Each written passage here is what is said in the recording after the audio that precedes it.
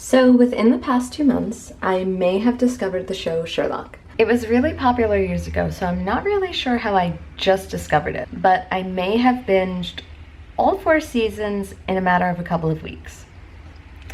And needless to say, I may have adopted some aspects of Sherlock into my life, in terms of style, personal habits.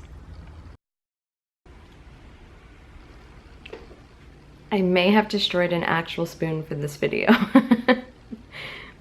I definitely didn't think that was going to happen. But one thing that I don't have is a sidekick. And I was thinking, why just stop at one sidekick? Why not have 2 sidekicks? So that's what we're going to do this Halloween. We're turning my cats into Sherlock Holmes and Dr. Watson.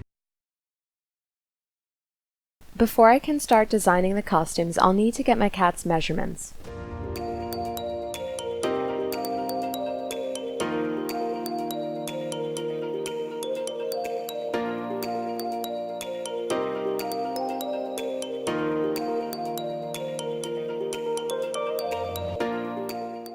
I want the costume to be able to go over his head and under his arms so that it attaches on the side. I don't want my cat's arms to be restricted at all. I know that's not going to be comfortable, and if it's not comfortable, he's not going to wear the costume. To do this, I'm folding a piece of tissue paper into quarters and then cutting out neck and arm openings.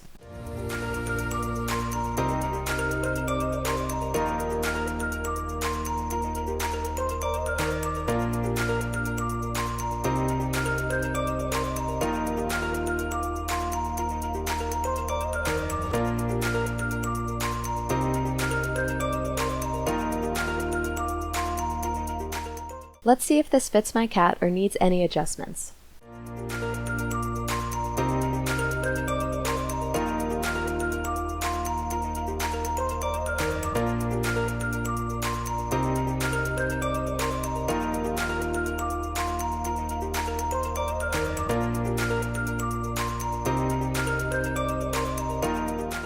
Now that I know I need the costume to be longer and a bit wider on the sides, I'm going to continue making the pattern pieces from this dollar store table cover.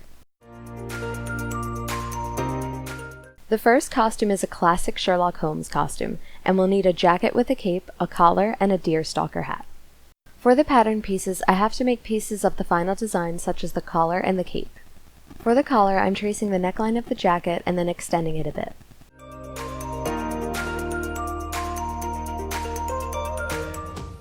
For the cape, I'm using the classic method of making a circle skirt. I'm folding the paper into quarters and then cutting a circular shape for the neck, as well as trimming the edges into a circular hem. Then I'll cut out about 1/4 to 1/3 of the front to make it a cape. These are the materials I'll be using for both costumes.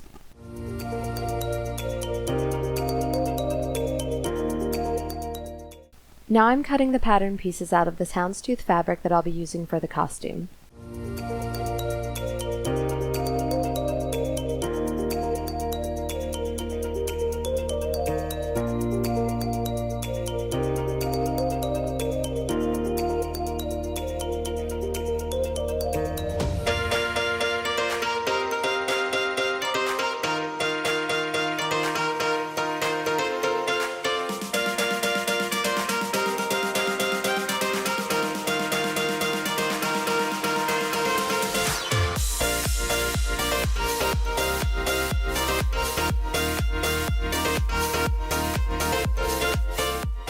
Later I'm going to use these odd-shaped pieces to make the matching hat. For the Dr. Watson costume, the design will be a bit different since Dr. Watson wears a 3-piece suit and a bowler hat.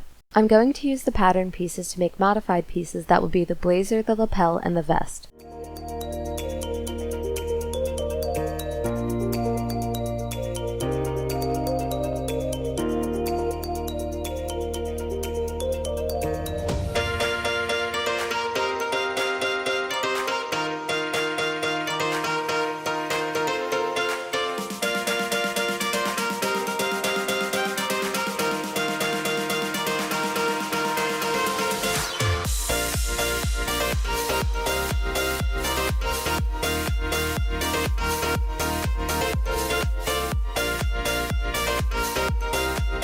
For this costume, I'll be using a slate gray woven fabric.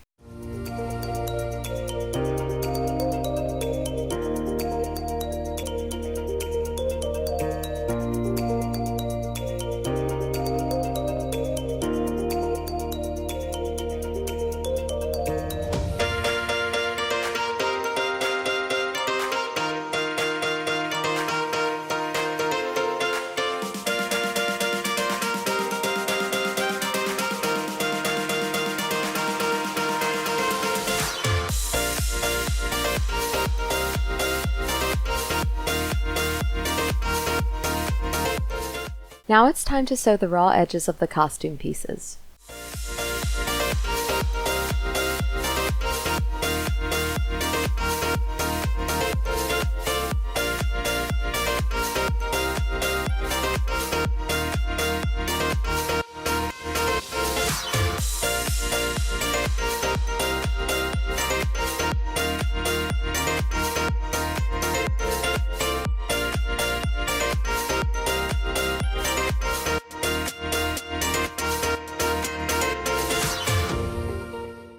Halfway through the sewing process, I had another fitting with my cats, only to find that the front pieces were the wrong shape entirely for their chests.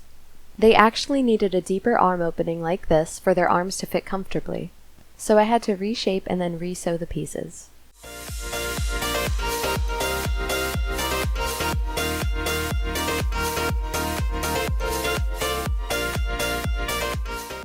For the cape, I had to sew these 3 pieces together as well as the hem and the neckline.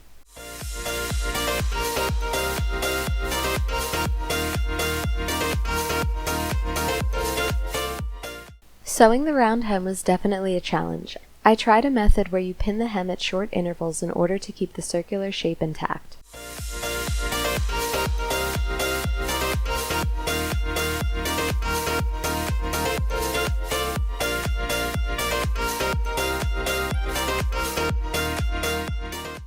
I used the same technique for the collar.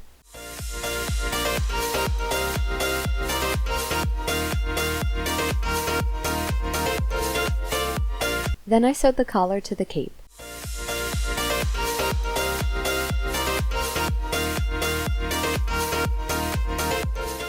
Then sewed both pieces to the bodice so that the whole costume would be a single piece.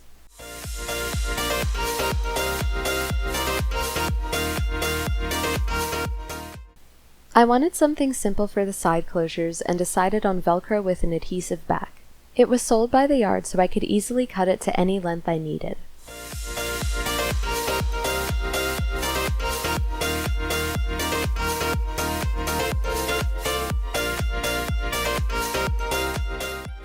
Now I'm going to go through the same process with the pieces for the Dr. Watson costume. I'm going to leave that part out so that this video isn't too repetitive for you. Unlike the Sherlock Holmes costume, the Dr. Watson costume doesn't have a cape. It's a suit with sleeves, but I didn't want my cat to wear sleeves that would constrict his arms. Here's a prime example. This is super cute, but I know my cat would fuss and wouldn't be happy wearing this at all. So I decided to make cape-like sleeves that would just hang loosely over his arms. To do this, I'm going to start with a semicircle shaped piece that I'm going to fold and pin together about 1/3 of the way in. Then I'm going to flip out the top, kind of like I'm making a big fabric fortune cookie, and then sew the inside down. Then I'll sew the sleeves into the armholes like this. I'll use the excess fabric from the sleeves to make the matching hat. Remember this fabric? I'm going to cut 4 pieces for the Sherlock Holmes hat out of these odd-shaped remnants.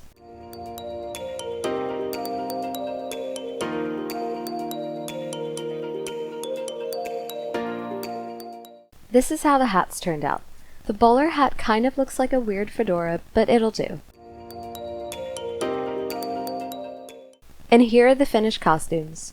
I sewed buttons down the front and added a dress shirt and tie to the Dr. Watson costume. Alright, now let's see if my cats pass for these legendary detectives.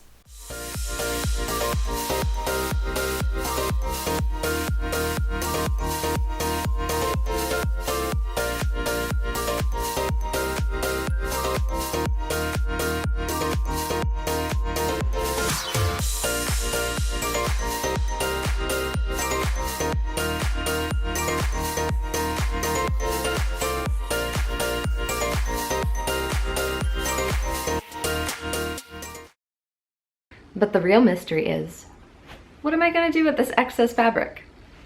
Guess you're just going to have to subscribe and find out in my next video.